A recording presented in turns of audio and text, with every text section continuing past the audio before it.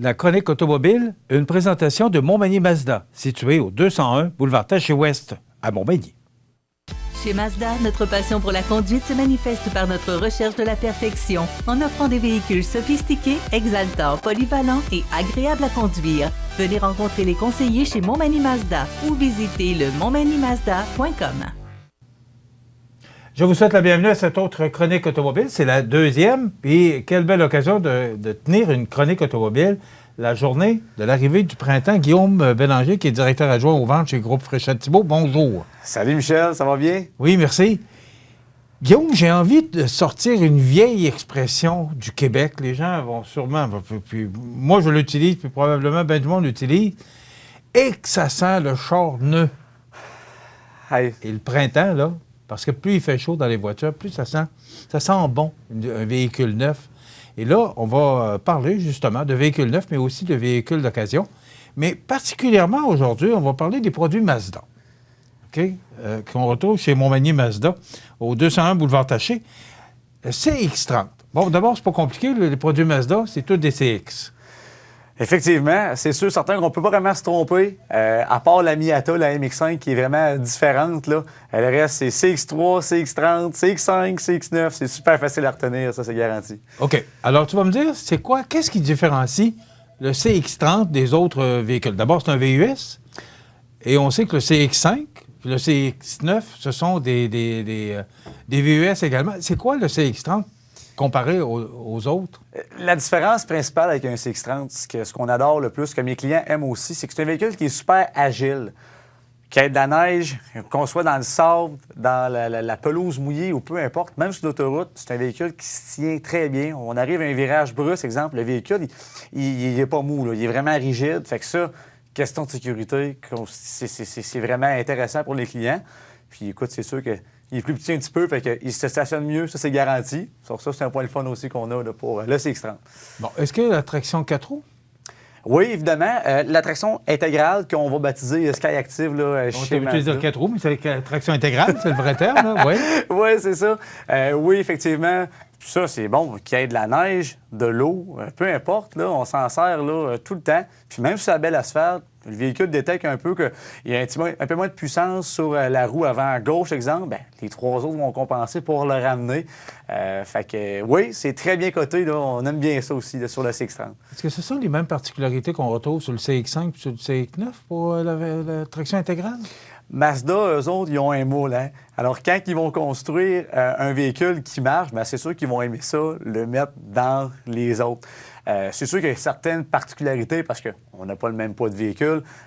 On a plein de facteurs là, qui sont esthétiques, qui sont différents. Mais en bout de ligne, c'est pas mal, là, ça se ressemble pas mal, je vous dirais. OK. Puis du côté de la motorisation, quelle sorte de... Parce qu'on parle de motorisation décoiffante. Qu'est-ce que ça veut dire, de la motorisation décoiffante? Faut attacher, faut se mettre du bon spray net parce que quand on pèse sur l'accélérateur...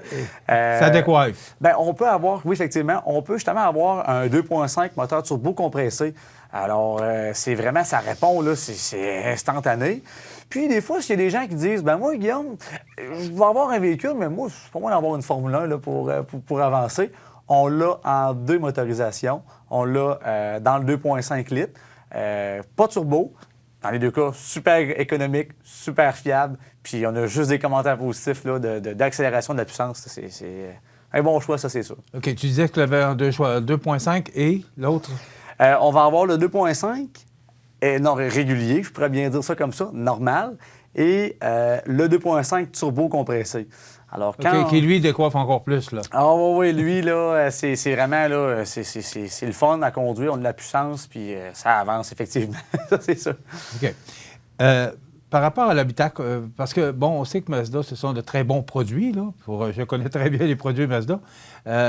Qu'est-ce qui différencie? Qu'est-ce que tu retrouves à l'intérieur de l'habitacle? L'habitacle, c'est la qualité de finition. Honnêtement, là, on touche. Moi, j'aime ça montrer à mes clients. Justement, regardez, c'est pas du plastique, là, c'est du velours. On peut l'avoir en cuir. Tu sais, on regarde, ça dégage du luxe. Honnêtement, là, On se rouvre les yeux, puis c'est vraiment la catégorie là, des marques prestigieuses là, que tout le monde connaît. Je ne les nommerai pas parce qu'il y en aurait trop, là, mais c'est vraiment ce qui va faire la différence là, pour le CX-30. C'est un effet vraiment wow. À chaque fois qu'on rouvre la porte, ça, c'est automatique. Là. OK. Tableau de bord, est-ce qu'il est différent des autres? Oui, parce que le CX-30, c'est la génération 7 de Mazda. Alors, on va vraiment retrouver toutes les nouvelles technologies, améliorées aussi. Donc, on a l'écran, le tableau de bord, là, écoute, on dirait une télévision là, dans le véhicule. Le volant, sa texture, le positionnement des boutons, tout est pensé, tout est calculé. Puis ça se ressent, là, moi, quand mes clients rentrent dans le véhicule, c'est automatiquement, je le veux. Ça, c'est sûr. OK. Puis, l'espace. Parce que l'espace, c'est bien important, on le sait. Les passagers, à l'avant, ça va bien, mais à l'arrière, est-ce que les gens sont confortables? Est-ce qu'il y a suffisamment d'espace? On le voit à l'écran, là, mais pour le tableau de bord, mais pour les gens qui sont assis en arrière, est-ce que c'est confortable? Oui, puis ce qui est intéressant, c'est que le véhicule, le CX-30, il n'est pas trop petit. Parce que des fois, il y a des modèles qui vont être construits que c'est tout ou rien. Soit que c'est grand ou c'est trop petit. Lui, il est parfait entre deux. Fait que même un adulte d'une forme régulière, normale, va être assis confortablement. Il n'y aura pas la tête dans le plafond, l'expression qu'on connaît tous. Là. Fait que c'est sûr que, même côté des jambes, là, on a vraiment de l'espace. C'est le confort total. Avant, arrière, côté passager. J'allais dire dans la valise, là, mais je n'irai pas jusque-là. Oui. Ben, parlons-en de la valise. Quelle sorte de valise qu'on retrouve? Étant donné que c'est un VUS, c'est pas une valise comme telle, c'est plus un espace de rangement? On peut dire ça comme un espace de rangement de grande qualité, je pourrais bien dire. Ce qui est intéressant, c'est que c'est un véhicule qui est à haillons. Fait qu'on va aller chercher beaucoup plus d'auteur aussi là, avec le panneau, exemple. Et côté largeur, c'est surprenant comment on peut rentrer une poche de hockey, un sac de golf. On peut aller faire des bonnes épiceries aussi au Costco. Ça, c'est vraiment là, des bons commentaires aussi que je retiens là, de beaucoup de mes clients qui m'en parlent positivement. Ça, c'est garanti. Côté équipement, est-ce que vitre électrique, quelle sorte d'équipement qu'on retrouve à l'intérieur de ce véhicule-là? La bonne nouvelle, c'est qu'on a le choix d'avoir jusqu'à 3 équipements. On peut avoir la version vitre électrique standard, plus de base, mais on peut la personnaliser aussi dans la version full équipe, je peux bien dire, pour que tout le monde comprend. Fait que, tu sais, Mazda, on peut avoir l'Apple CarPlay. Ça, je sais que c'est très intéressant pour nos acheteurs. Le quoi? Le Apple CarPlay. Ça, okay, c'est un... C'est nous. Oui, c'est un système, dans le fond, là, de GPS intégré avec le téléphone cellulaire. Alors, on a juste à prendre un fil, on plug notre téléphone cellulaire dans le port USB et on a notre map, là, notre Google, notre plan, ceux qui utilisent là, iPhone. Fait que ça, c'est merveilleux. À part ça, qu'est-ce qu'on retrouve comme équipement? C'est sûr qu'on est au Québec, fait qu'on aime ça avoir les sièges chauffants, on aime ça avoir le volant chauffant. Bon, ça, est-ce que c'est standard ou selon le véhicule qu'on veut s'acheter? À partir du premier modèle, donc le GX, oui, on va avoir les sièges chauffants. Fait que Mazda, ils ont pensé, les véhicules vendus au Canada, ça prend des sièges chauffants. Fait que peu importe la gamme qu'on choisit, qu'on prend, ça n'a pas d'importance, on l'a dedans.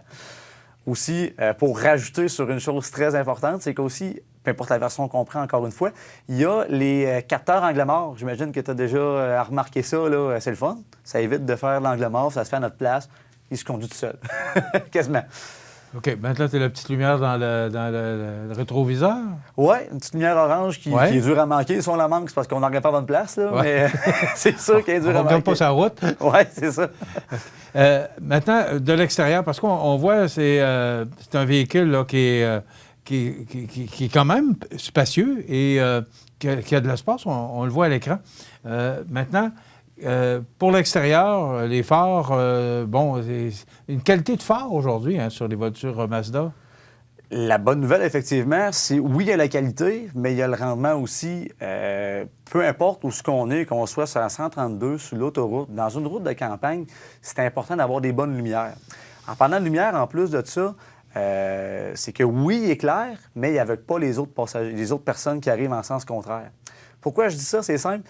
Parce que si on est sur les hautes, les lumières, là, les gros phares que tout le monde connaît, là, qui éblouit tout le monde, là, bien, quand on arrive avec un véhicule en sens contraire, ils vont se mettre ses bases automatiques. Fait que même si on est dans la Lune, il ne faut pas quand on conduit, là, mais le véhicule détecte, il va venir ajuster sa luminosité tout seul. Fait que ça, c'est merveilleux, on aime ça. On a parlé tantôt du CX5 puis du CX30. Qu'est-ce qui fait qu'un client pourrait acheter plus un CX30 qu'un CX5? Parce qu'il n'y a pas beaucoup de différence, je pense, entre les deux véhicules. Est-ce que c'est le prix? Côté prix, Mazda sont vraiment là. C'est sûr que le CX30, peu importe la version qu'on prend, on peut avoir un CX30 plus cher que le CX5. Mais pour bien répondre à ta question, c'est simple, c'est que les gens qui vont acheter un CX30, c'est les personnes qui vont être en transition. Des gens qui ont une voiture, mais qui n'ont pas nécessairement besoin d'avoir le gros VUS, juste pour, des fois, en attendant d'avoir une famille, où c'est vraiment là, un véhicule qui a l'air jeune, mais peu importe l'âge, ça va aussi bien fitter à moi qu'à mes parents, qu'à mes oncles, mes tantes, qu'à mes amis de mon âge. Fait que c'est un véhicule passe-partout. C'est ça qui fait que les gens vont aller aussi souvent vers le CX-30. OK. Et ce qui est bien important, parce qu'on regarde le prix de l'essence aujourd'hui, au niveau de l'économie de carburant. Oui. Est-ce que c'est une voiture qui est économique?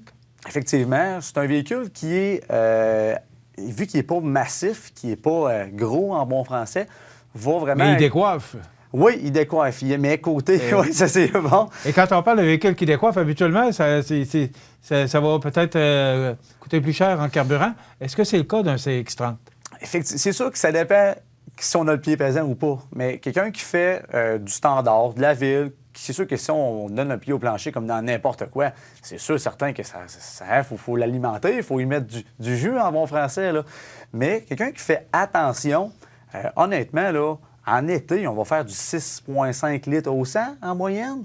C'est super pour un véhicule qui est semi-VUS, semi-auto, puis de l'essence qui n'arrête pas de monter ou d'essence qui joue au yo-yo.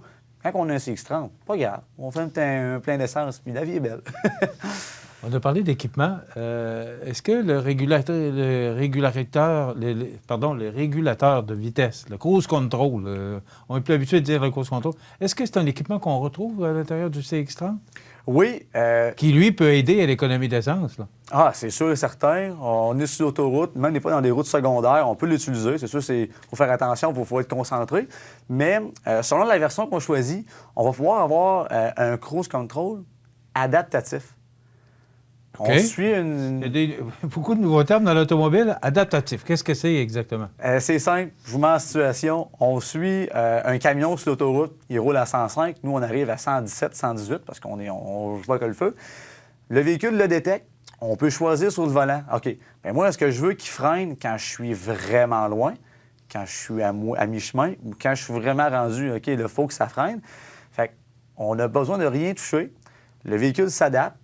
On change de voie, il n'y a plus rien, la voie est libre, le véhicule avance tout seul. Fait que j'ai aucunement besoin de toucher à rien. On appelle ça un cruise control adaptatif. Fais-moi retenir ça. OK. Je vais m'en souvenir. Ouais. Et on termine, parce qu'il reste quelques secondes. Pour la porte arrière, est-ce qu'elle ouvre, on a parlé d'Aion, là. Est-ce qu'elle ouvre avec le pied? Est-ce qu'elle ouvre avec... Comment ouvre la porte arrière pour le CX-30? C'est très simple, dans le fond. Au niveau de l'équipement avec le pied, ça, j'en parlerai pas trop parce qu'on n'a pas. Par contre, on a d'autres qualités. On va y aller vraiment avec la traditionnelle là, que tout le monde connaît, la clenche facile d'accès à la bonne hauteur. Le haillon est vraiment léger, fait qu'on appuie sur le bouton, il lève tout seul. Sinon, on a une clé sur notre télécommande qu'on peut, selon les versions, qu'on peut l'utiliser là, électriquement. Écoute, je pense qu'on a fait le tour de cette belle voiture. On la retrouve chez Montmagny Mazda, on l'a en montre. Oui, les véhicules, c'est sûr, c'est très important pour tout le monde. Ceux qui veulent faire un essai d'un CX-30, avisez-nous. Nous, on va s'assurer de le préparer pour vous, puis de vous le commander selon votre goût, selon votre couleur, selon le modèle que vous voulez. Mais besoin de conseils, c'est sûr qu'on est là pour en parler en tout temps, ça c'est garanti. Merci, Guillaume. Très intéressant. On a appris beaucoup de mots, de termes maintenant dans l'automobile, mais on apprend beaucoup sur ce beau véhicule que Montmagny Mazda a en montre maintenant. Merci d'avoir été avec nous. Alors, vous pouvez voir ce véhicule chez Montmagny Mazda, au 201 boulevard Taché-Est, 248 0014. Voilà, Guillaume Bélanger et son équipe, Montmagny Mazda, propriété du groupe Fréchette-Thibault à Montmagny. Voilà, ça complète.